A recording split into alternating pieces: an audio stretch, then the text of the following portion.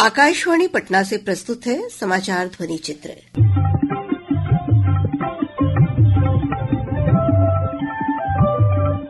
आज के इस अंक में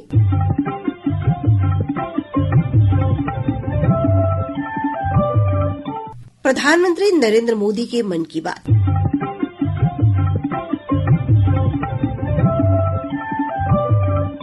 केंद्रीय मंत्री अमित शाह का बिहार दौरा,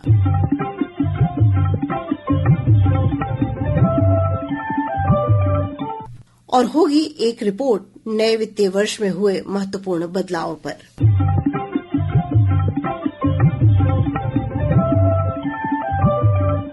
प्रधानमंत्री नरेंद्र मोदी ने पिछले रविवार को आकाशवाणी से मन की बात कार्यक्रम में देश विदेश के लोगों के साथ संवाद किया।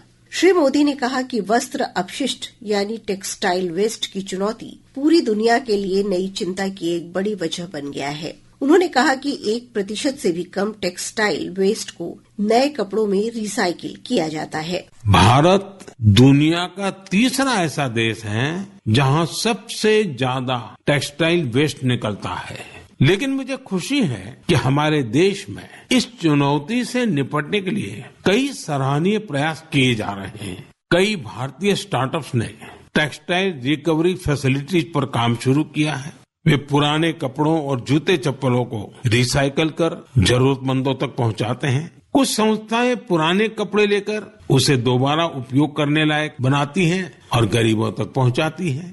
प्रधानमंत्री ने कहा कि गर्मी के आते ही शहर शहर गांव-गांव पानी बचाने की तैयारी शुरू हो जाती है। उन्होंने इस बात पर संतोष व्यक्त किया कि कई राज्यों में जल संचय से जुड़े कामों में नई तेजी आई है।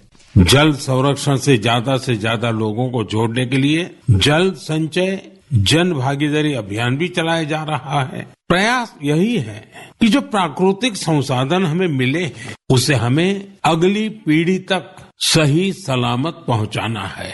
बारिश की बूंदों को संरक्षित करके हम बहुत सारा पानी बर्बाद होने से बचा सकते हैं। प्रधानमंत्री ने विद्यार्थियों को ग्रीष्मकालीन अवकाश के दौरान सकारात्मक कार्य करने की सलाह दी। ये समय किसी नई हॉबी को अपनाने के साथ ही अपने हुनर को और तराशने का भी है।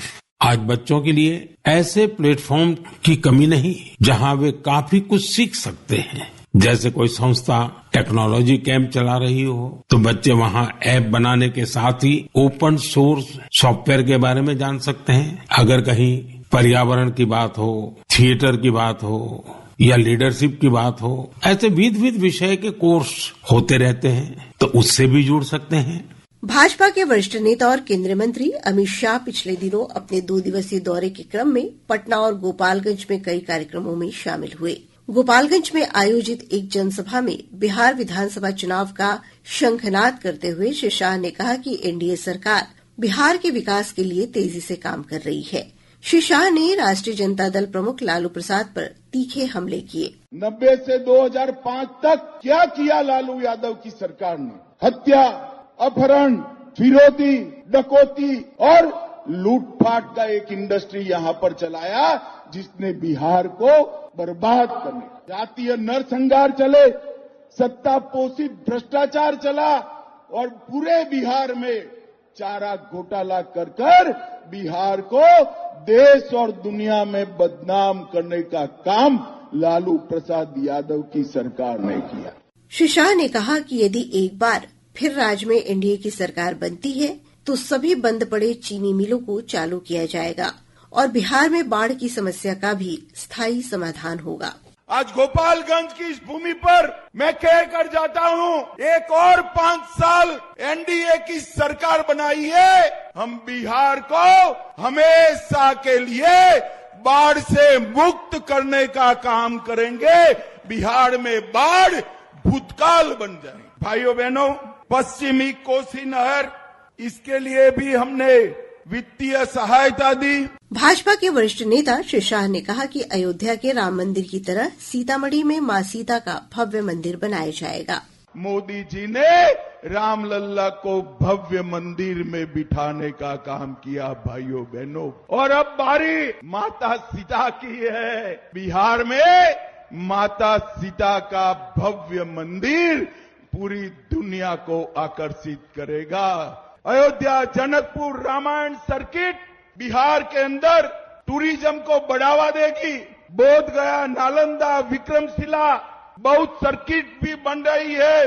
विक्रमशिला विश्वविद्यालय को पुनरुद्धार किया जा रहा है और नालंदा विश्वविद्यालय का उद्घाटन नरेंद्र मोदी जी कर चुके। इससे पहले पटना में राज्य स्तरीय सहकारिता सम्मेलन में केंद्रीय सहकारिता मंत्री अमित शाह ने 800 करोड़ रुपए से अधिक की विभिन्न विकास परियोजनाओं का लोकार्पण और शिलान्यास किया। श्री शाह ने कहा कि यूपीए सरकार के कार्यकाल में बिहार को मात्र 2,80,000 करोड़ रुपए मिले, जबकि एनडीए सरकार के 10 साल के कार्यकाल में 9,23,000 करोड़ रुपए मिले हैं। यूपीए की सरकार, लालू राबड़ी की सरकार जब जब बिहार में आई है, बिहार का अधपतन हुआ है और जब जब एनडीए की सरकार चली है, बिहार का विकास हुआ है। ये हमारा 20 साल का ट्रैक रिकॉर्ड है। आज जंगल राज समाप्त हो चुका है। नए वित्तीय वर्ष 2025-26 की शुरुआत होने के साथ ही कई महत्वपूर्ण बदलाव प्रभावी हो गए हैं। एक रिपोर्ट। बजट की घोषणा के अनुरूप 1 अप्रैल से नया इनकम टैक्स स्लैब लागू हो गया है। इसके तहत 12 लाख रुपए तक की सालाना आमदनी वाले लोगों को किसी प्रकार का आयकर नहीं देना होगा। केंद्र सरकार की एकीकृत पेंशन योजना यूपीएस लागू हो गई है। यूपीएस को राष्ट्रीय पेंशन प्रणाली के विकल्प के रूप में प्रस्तुत किया गया है। इस योजना से केंद्र सरकार के लगभग 23 लाख कर्मचारी लाभान्वित होंगे।